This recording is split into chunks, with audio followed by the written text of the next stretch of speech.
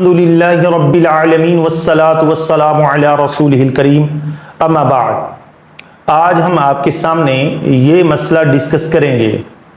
کہ ایسے کون سے جانور ہیں جن کو قربانی کرنے سے رسول کریم صلی اللہ علیہ وسلم نے منع فرمایا ہے۔ تو یہ میرے سامنے سنن نسائی کی حدیث نمبر 4374 اور سنن ابی داود کی حدیث نمبر 2802 ہے۔ اس کے راوی برا بن عازب رضی اللہ عنہ ہیں۔ ان سے تابعی نے پوچھا کہ کون سے جانور ہیں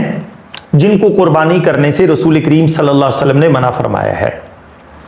تو حضرت برا بن عازب رضی اللہ عنہ فرماتے ہیں کہ نبی صلی اللہ علیہ وسلم نے انگلی کے اشارے سے 4 جانوروں کا ذکر فرمایا اور فرمایا کہ یہ 4 جانور آپ نے قربانی نہیں کرنے۔ نمبر 1، کانا جانور جس کا کانا پن بالکل ظاہر ہو، معمولی اگر کچھ ہو تو کوئی مسئلہ نہیں، لیکن اگر کانا پن بالکل ظاہر ہو، واضح ہو، تو اس کو قربانی کرنے سے رسول کریم صلی اللہ علیہ وسلم نے منع فرمایا۔ نمبر 2، وہ جانور جس کی بیماری بالکل ظاہر ہو، یعنی آج کے دور میں جس طریقے سے جانوروں کو موشن لگ جاتے ہیں، بالکل واضح ہو جاتی ہے بیماری، یا کسی کو ٹمپریچر بخار وغیرہ ہو جاتا ہے، یا اس طریقے کی اور بھی کوئی بیماری ہو سکتی ہے، اگر کوئی بیماری ہو اور وہ بالکل واضح ہو۔ اس کے بعد لنگڑا جانور لنگڑا ہو، جس کا لنگڑا پن ظاہر ہو، یعنی اگر معمولی ہے تو کوئی مسئلہ نہیں ہے، معمولی اگر ٹانگ کو دبا کر رکھتا ہے تو اس سے کوئی مسئلہ نہیں، بعض اوقات کانٹا وغیرہ لگ جاتا ہے، چبھ جاتا ہے، تو اس کی وجہ سے بعض اوقات جانور اپنی ٹانگ کو دبا کر رکھتے ہیں، لیکن اگر لنگڑا ہو اور اس کا لنگڑا پن بالکل واضح اور ظاہر ہو تو اس کی قربانی کرنے سے رسول کریم صلی اللہ علیہ وسلم نے منع فرمایا۔ نمبر 4، وہ جانور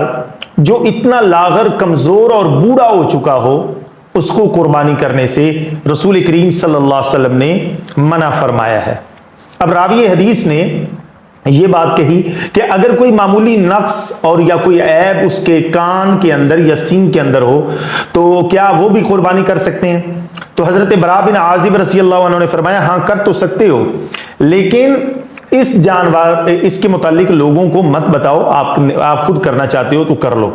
اچھا، یہ ایک اور حدیث ہے، میں آپ کے سامنے رکھ دیتا ہوں، یہ سنن ابی داود کے اندر حدیث موجود ہے، لیکن یہ اپنی اس سند کے ساتھ تو ضعیف ہے، لیکن اس کے شواہد بہرحال موجود ہیں، تو اس لیے یہ حدیث صحیح ہے۔ اس کے راوی سیدنا علی بن ابی طالب رضی اللہ عنہ ہیں۔ وہ بیان کرتے ہیں کہ رسول اللہ صلی اللہ علیہ وسلم نے ہم کو حکم دیا کہ قربانی کے جانور کی آنکھ اور کان خوب اچھے طریقے سے دیکھ لیں، اور کانے جانور کی قربانی بالکل بھی نہ کرو۔ یعنی اس کا مطلب یہ ہے کہ اگر آپ نے قربانی کرنی ہے تو اس کے اندر اس کے کان کو، اس کی آنکھ کو، اس کے سینگ کو اچھے طریقے سے دیکھ لینا چاہیے۔ اگر کسی جانور کے بچپن سے سینگ موجود نہیں ہے تو اس کی قربانی تو ہو سکتی ہے، لیکن اگر بعد کے اندر سینگ کو کاٹ دیا گیا ہے اور سینگ ایک بڑا ہے اور ایک چھوٹا ہے، فرق ڈیفرنٹ آ گیا ہے، تو وہ قربانی کے لیے جانور کرنا بالکل بھی جائز نہیں ہے۔ اسی طریقے سے یہاں پر اس بات کو ذہن نشین کر لیں کہ اگر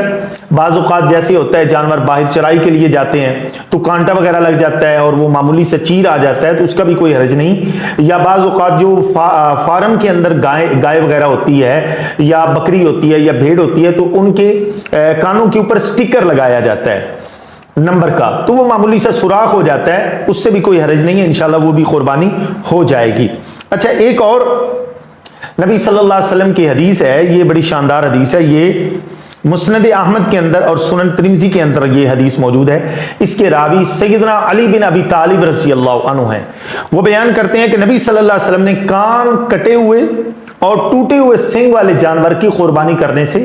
اللہ کے رسول نے منع فرمایا۔ لہٰذا یہ دیکھنا چاہیے کہ اگر کسی جانور کا کان کٹ چکا ہے، کٹنے سے مراد یہ ہے کہ آدھا یا آدھے سے زائد ہو، اگر معمولی جیسے عام روٹین میں نے ابھی آپ کو بتا دیا ہے، اگر معمولی سا کٹ لگ گیا ہے، جس طریقے سے عام روٹین کے اندر کئی دفعہ کوئی جانور کسی کو مارتا ہے اور معمولی سا وہ کٹ لگ جاتا ہے، اس کے اندر تو کوئی حرج نہیں، لیکن اگر وہ زیادہ ہو گیا تو پھر اس کی قربانی کرنا بالکل بھی جائز نہیں ہے، لہٰذا ایسے جانور کی قربانی بالکل بھی نہ کی جائے۔ اچھا، یہ ایک اور حدیث ہے، یہ سنن کبریٰ للباہقی کے اندر موجود ہے۔ حضرت عبداللہ بن زبیر، بلکہ اثر ہے، حضرت عبداللہ بن زبیر رضی اللہ عنہما کی قربانیوں میں ایک کانی اونٹنی آئی تو آپ نے فرمایا اگر اگر تو اسے یہ عیب تمہارے خریدنے کے بعد پیدا ہوا ہے تو پھر تو ٹھیک ہے، اگر خریدنے سے پہلے تھا تو پھر یہ جائز نہیں ہے۔ معلوم کیا ہوا کہ بعض اوقات اس طریقے سے ہوتا ہے کہ ہم قربانی خریدتے ہیں اور کوئی معمولی اس کے اندر نقص آ جاتا ہے تو ہم پریشان ہو جاتے ہیں۔ تو اس اثر نے یہ بات بالکل کلیئر کر دی کہ اگر جانور خریدنے کے بعد معمولی سا کوئی نقص بھی اس کے اندر پیدا ہو گیا ہے تو انشاءاللہ اس کے اندر کوئی حرج والی بات نہیں ہے، آپ اس کی قربانی کر سکتے ہیں۔ اللہ سبحانہ و تعالیٰ سے دعا ہے وہ ہم سب کو عمل کی